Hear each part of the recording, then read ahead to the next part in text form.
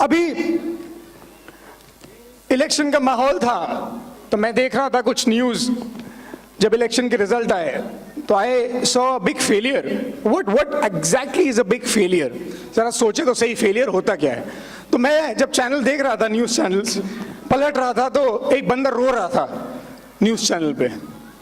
तो कॉरेस्पॉन्डेंट ने पूछा कि क्या हुआ सर? तो बोले सर मैं खड़ा हुआ था चुनाव में और मैं हार गया। तो बोले कि कोई बात नहीं सर, जीतना तो एक को ही था, आप हार गए तो उसमें कौन सी बड़ी बात हो गई? आप दोबारा भी खड़े हो सकते हैं, आप उम्मीद रखते हैं दोबारा खड़े होने की? बोले नहीं सर, मुझे सिर्फ 5 वोट मिले हैं, सिर्फ 5 वोट मिले हैं। ये रीजन हो सकता है कि एक फेलियर हो और आपको हंसी आई। कॉरेस्पॉन्डेंट बेचारा उसको थोड़ा सा उम्मीद दे रहा था, उसके न्यूज वाले, मतलब कमाल की बात ये, जो जीतता है उसके पास मीडिया वाले रहते हैं, जिसको 5 वोट मिले उसके पास मीडिया वाले रहते हैं, बीच में किसी के पास कोई नहीं रहता। पर वो बोला कि मैं रो इसलिए नहीं रहा हूं, मैं रो इसलिए नहीं रहा हूं कि मुझे 5 वोट मिले हैं, मैं रो इस बात के लिए रहा हूं कि मेरे घर में 9 लोग हैं। तो मैं देख रहा था कि ये अपने आप को फेलियर बोल रहा है। कमबख्त हमारे यहां तो ना दोस्त, ना रिश्तेदार, नातेदार, घर वाले, पड़ोसी कोई ज्वाइन नहीं करता। उसमें 9 में से 5 ने तो वोट दिया। हमारे यहां तो कोई नहीं आता। मुझे आज देखकर मेरा बेस्ट फ्रेंड भी इस बिजनेस में नहीं है। तो फेल होने के लिए क्या क्या वो फेलियर नहीं था मेरी नजरों में, पर उसे लग रहा था। उसे बुलाना चाहिए हमारे यहां पे। मेरे ख्याल से कोई नहीं भी करे इस बिजनेस के लिए, अगर आप तैयार हैं, आपके पास एक रीजन है, तो आप इस बिजनेस में बहुत आगे जा सकते हैं। क्यों हारा कोई भी व्यक्ति? अब चाहे वो 5 वोट वाला हो, चाहे कांग्रेस हो, चाहे कोई भी नेता हो, अगर कोई हारा तो उसके पीछे कोई ना कोई अगर एक कारण है, तो वो ये है कि लोगों को, जिन लोगों को वो सपने बेच रहे थे, उन लोगों को ये फेथ नहीं आया कि वास्तव में ये व्यक्ति या इस व्यक्ति के साथ जुड़कर हमारे सपने पूरे हो सकते हैं। उसे फेथ नहीं आया। मोदी जी ने अगर कहा कि मैं ये कर दूंगा, मैं ये कर दूंगा, मैं कर दूंगा, वो क्या कर रहे थे? वो बेच ही तो रहे थे, सपने ही तो बेच रहे थे। 2014 में उन्होंने कहा कि मैं चाय वाला हूं, मुझ पे विश्वास करो, मैं आपके सपने पूरे कर दूंगा, मैं आपके सपनों का भारत बना दूंगा। 2019 में उन्होंने कहा मैं चौकीदार हूं, मैं आपके सपने पूरे कर दूंगा, मैं आपके सपनों का भारत बना। लोगों ने बिलीव किया, लोगों ने उनको वोट किया, इसलिए वो जीत गए।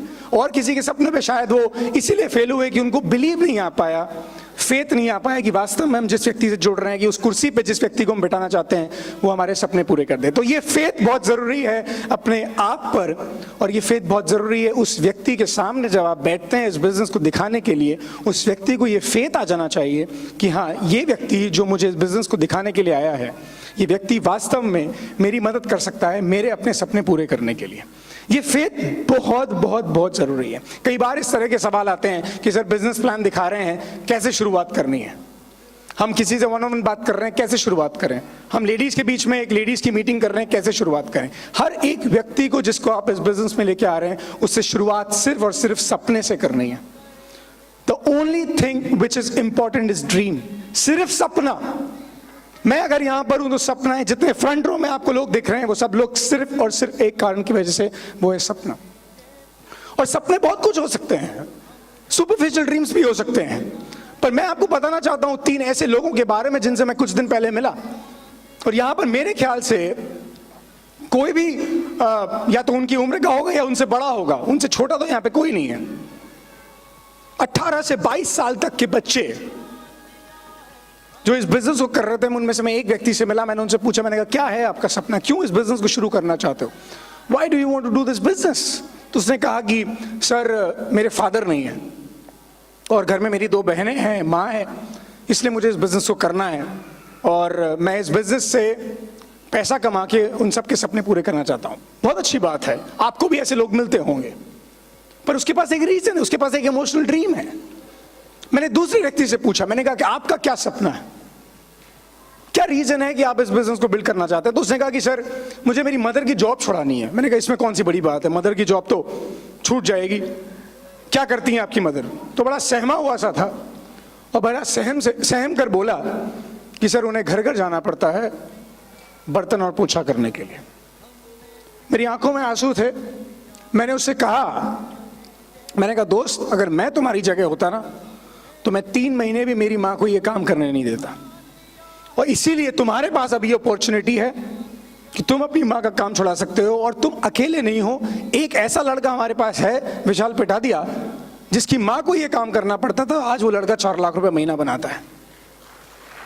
इसीलिए ये पॉसिबल है। क्या है एक ऐसी अपॉर्चुनिटी किसी भी व्यक्ति के पास जिसके पास एक ऐसा रीजन है? मैंने उसकी अपलाइन से पूछा, उसकी अपलाइन यहां पर बैठी हुई है। मैंने कहा कैसे लोगों से मिलाया आपने मुझे, कमाल के लोग हैं आपके साथ। बोले सर ये अच्छी जिंदगी जी सके इसलिए इसकी मदर को ऐसा काम करना पड़ता है। उसकी मदर के पास अपॉर्चुनिटी नहीं है, पर आज इसके पास एक अगर ऐसी अपॉर्चुनिटी आई है तो उसके पास ये पेन है कि उसकी अपनी माँ को काम छुड़ाना है, इसलिए वो इस बिजनेस को कर रहा है। मैं एक लड़की से मिला, 19 साल की एक लड़की। मैंने उससे पूछा कि क्या कारण है आप इस बिजनेस को करना चाहती हो? उसने कहा मेरा भाई है सर, और मेरा भाई जब से पैदा हुआ है तब से ना बोलता है ना चलता है, सिर्फ बिस्तर पे बैठा रहता है। तो मैं बड़ी आसानी से मैंने सोच लिया, और आपने भी सोच लिया होगा कि इसके इलाज के लिए पैसे कमाने होंगे, इसलिए इस बिजनेस करना चाहता। मैंने उससे सवाल किया, मैंने कहा इसका इलाज कराना है उसका, इसलिए आप बिजनेस करना चाहती हैं? बोली कि नहीं सर, उसका इलाज तो हम कई जगह करा चुके, दिखा चुके, कुछ पॉसिबल दिख नहीं रहा। तो मैंने कहा फिर क्या कारण है आप इस बिजनेस करना चाहती है? उसने कहा कि मेरे फादर के हम 2 ही बच्चे हैं, एक भाई मेरा जो इस कंडीशन में है और एक मैं इस बिजनेस को इसलिए करना चाहती हूं क्योंकि मेरे फादर का अपना बिजनेस है, पर मैं उन्हें इस बिजनेस को करके पैसा कमा के उन्हें ये प्रूव कर देना चाहती हूं कि अगर उनका भाई एक अच्छी कंडीशन, मेरा भाई, उनका बेटा एक अच्छी कंडीशन में नहीं है, हेल्दी कंडीशन में नहीं है, तो उनकी बेटी तो है, एक बेटी भी, एक लड़की भी अपने बाप का सपोर्ट कर सकती है, पैसा कमा सकती है। और मैं ये प्रूव कर देना चाहती हूँ उनके सामने, और मैं ये करूंगी। This is the reason. आपकी तालियां खुद ब खुद बज रही हैं, क्योंकि कहीं ना कहीं हम लोग कई ऐसे सुपरफिशियल ड्रीम्स बना लेते हैं जो हमें पेन नहीं करते। तो मुझे लगता है कि उन तीनों बच्चों से मिलकर मुझे ऐसा लगा कि वास्तव में एक ऐसा पेनफुल ड्रीम हमारे पास आ जाएगा तो हम इस बिजनेस को बहुत जल्दी कर जाएंगे। आज इस हल्ला बोल की सफलता अगर किसी चीज में है तो वो इसी में है कि आप यहां पर अपनी डायरी में अपना एक पेनफुल ड्रीम लिख के चले जाएं। सोचिए आप खुद, मैंने उस लड़के के सामने बैठ के ये सोचा कि अगर मेरी माँ को घर घर जाकर बर्तन और कपड़ा करना पड़ता तो मेरे पास बहुत जबरदस्त सेंस ऑफ अर्जेंसी होती, मेरे पास एक जबरदस्त पेन होता। आप खुद सोचिए कि अगर आपकी माँ को या आपके पिताजी को कोई ऐसा काम करना पड़ता, कुछ और जॉब इस तरह के करने होते, तो आपके पास वो इतना बढ़िया मौका आ गया है, एक साधन आ गया है, आप उस साधन को कितनी जल्दी यूटिलाइज करके आगे बढ़ सकते हैं, वो एक फोर्स आपको खुद ब खुद मिल जाता। मैक्सिमम लोग अगर इस बिजनेस को धीरे धीरे कर रहे हैं या सफल नहीं हो रहे हैं या असफल हो जाते हैं। पिछले 15 दिन पहले मैंने एक वीडियो डाला था, नेटवर्क मार्केटिंग कर मत लेना। टाइटल को देख के 10 लाख लोगों ने उसे देख लिया 15 दिन में। बहुत सारे खुश हुए, 90% लोग तो खुश हुए वीडियो को देख के। 10% लोग जो खुश नहीं हुए, उन्होंने वीडियो को क्लिक ही इसलिए किया था कि नेगेटिव वीडियो मिला नेटवर्क मार्केटिंग के लिए, चलो देखते हैं। उन्होंने देखा, उनको मिला कुछ और, सोचिए कुछ और गए थे, कुछ और मिला तो भड़क गए। उनकी गलती नहीं है, उनका एक्सपीरियंस खराब हुआ है, और उनका एक्सपीरियंस खराब होने की वजह से चीज कभी खराब नहीं हो जाती।